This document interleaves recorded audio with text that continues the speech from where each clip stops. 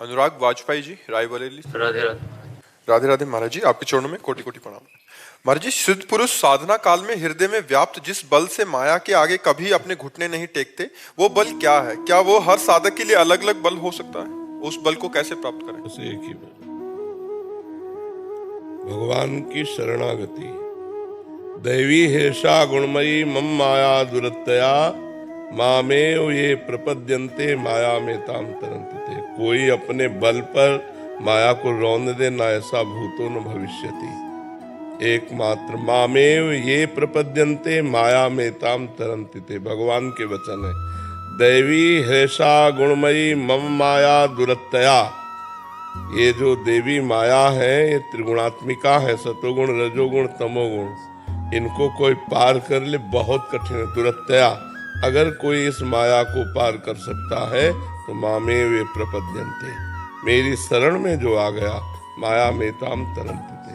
भगवान की शरणागति, भगवान की गुरुदेव की शरणागति के बिना शिव विरंचिका मोहे को है बपुराण।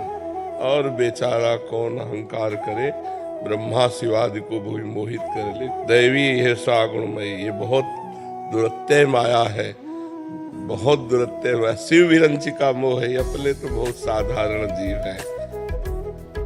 जो ज्ञानिन कर चित अपहरई बरियाई विमोह बस करे। ज्ञानिनाम चेतांसी देवी भगवती हिसा बलादा कृष्ण मोहाय महामाया प्रक्षति।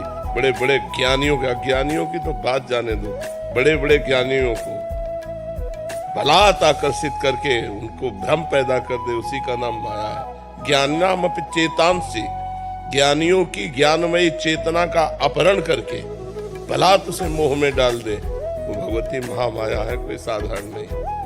ज्ञानिनाम चेतांसी देवी भगवती हिसा बलादा कृष्ण मोहाय महामाया प्रेक्षते। तो सबसे पहली बात, माया पर विजय प्राप्त करने के लिए भगवान की शरणागति। इसके बाद भगवान का निरंतर नाम जप। इसके बाद एक एक दोष अपने अंतःकरण में देख करके उनका त्याग करता चला जाए। बिगड़ी जन्म अनेक की, अब ही सुधरे आज होई राम को।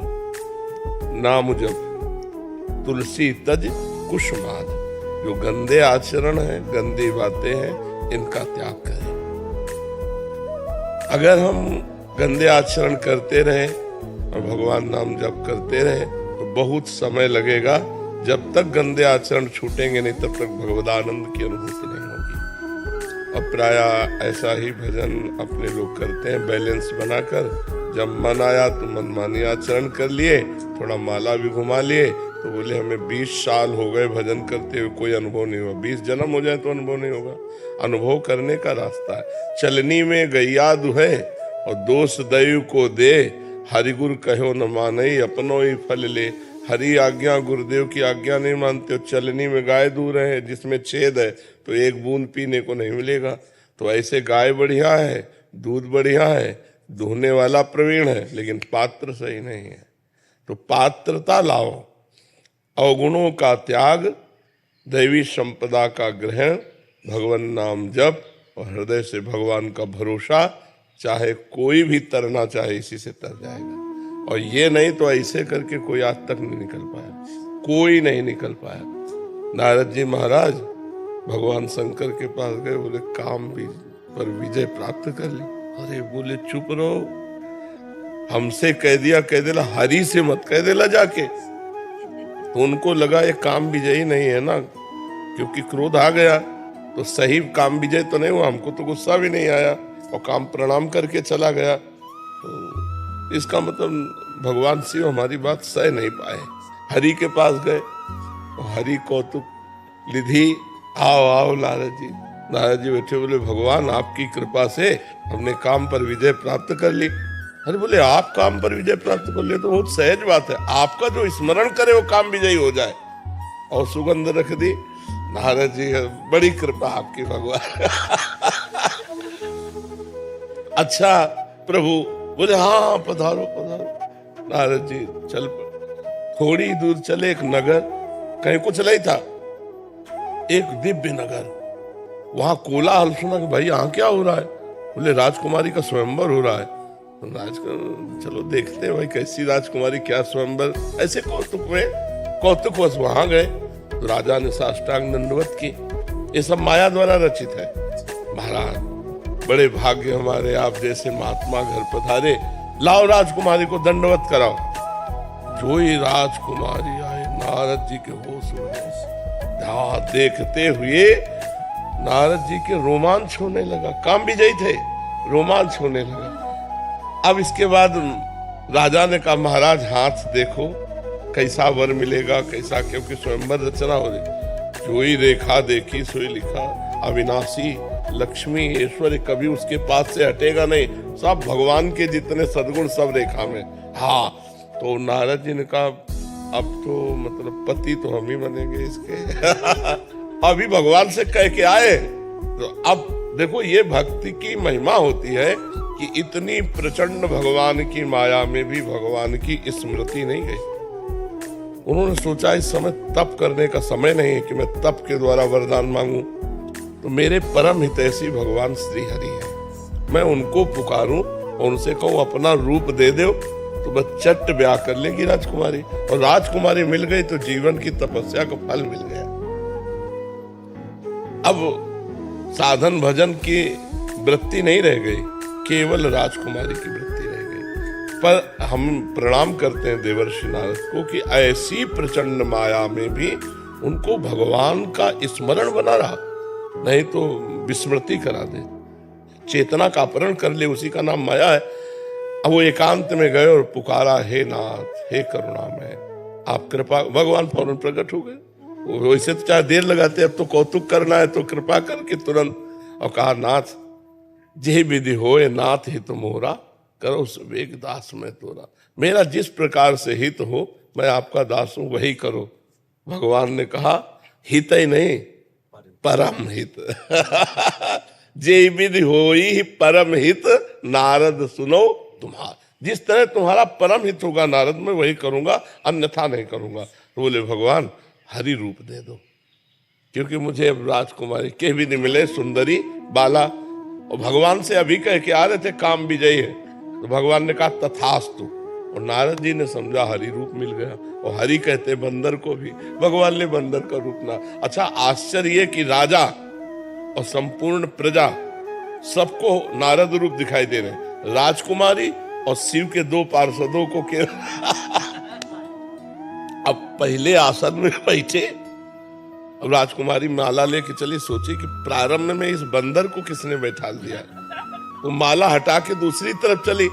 अब नारद जी उठे, जिधर वो जाती उधर जहां जाते तो राजा खड़ा हो जाता है, देवर्षि नारद है, बैठ जाते हैं। राजकुमारी फिर मुड़ जाती है, किसी भी राजा के गले में नहीं डाला।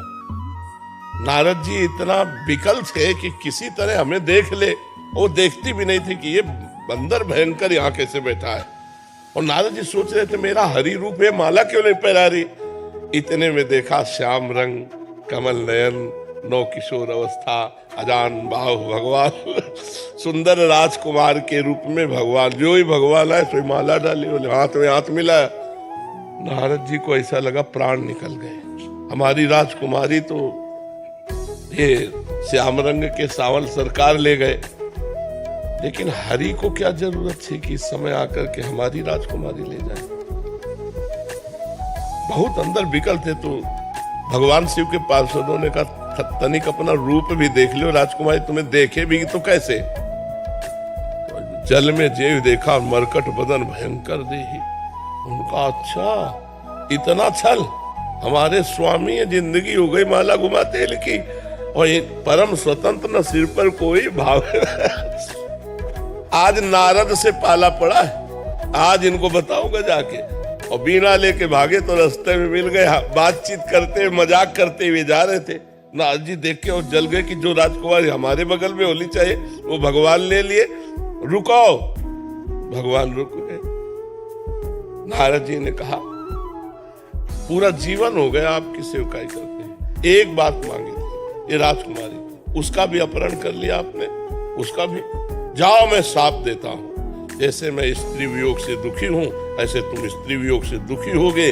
जैसे मुझे बंदर की देही दी ऐसे बंदर तुम्हारी सहायता। भगवान ने हाथ जोड़कर शाप। तब हरि माया दूर निवारी तहा न रमा। प्रणतपाल भगवान आपकी जय हो। शरणागत त्राहि माम नारद जी शरणागत होकर बोले जब पहुंच जाए शंकर सत जाओ भगवान शंकर, क्योंकि अपराध बनाना भगवान शंकर ने मना किया था, परम वैष्णवाचार्य उनकी अवहेलना करके तुम तो आप सोचो नारद जी अवतारों में है, कोई साधु महात्मा नहीं है। भगवान के 24 अवतारों में देवर्षि नारद जी भी हैं। जब भगवान के अवतारों में माया अपना प्रभाव दिखा सकती है तो हम आप क्या चीज हैं। इसलिए कोई भी साधक या सिद्ध तो सदैव भगवान के शरणागति में अभेद स्थिति से रहता है। तस्मित जने भेदा भावात, भगवान और भगवान के भक्त में अभेद स्थिति रहती है। मतलब ये अभेद ये नहीं कि मैं ब्रह्म हूं, यह भेद इस तरह होता है ब्रह्म नहीं, माया नहीं, नहीं जीव नहीं काल, अपनी हूँ सुधि ना रही एक रहे नंदलाल। वो भगवदाकार वृत्ति में रहता है और जो माया पर विजय प्राप्त करना चाहता है उसका एक ही बल है, विश्वेश्वर पादाम्बुज दीर्घ नौका, भगवान विश्वनाथ जी के चरणारविंद की दीर्घ नौका। उन्हें चाहे हरि कहो, चाहे शिव कहो, चाहे राम कहो, चाहे जो नाम कहो, उन्हीं के चरणारविंद ही एक नौका है। माँ में वे प्रपद्यंते माया में ताम तरंदते। समझ पाए बच्चा?